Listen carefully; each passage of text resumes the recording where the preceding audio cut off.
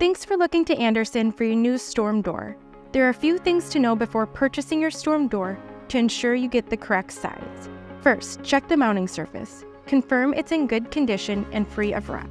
Second, grab your measuring tape and from the inside of the exterior trim, measure across the top of the frame, middle of the frame, and bottom of the frame, and record these measurements. If they happen to vary, use the smallest. Now measure the height. Measure down from the center of the door opening from the inside of the exterior trim down to the sill and record it.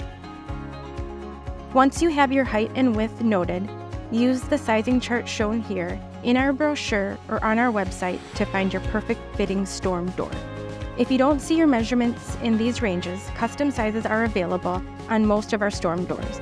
Last thing to check is the 3 mounting surface requirement.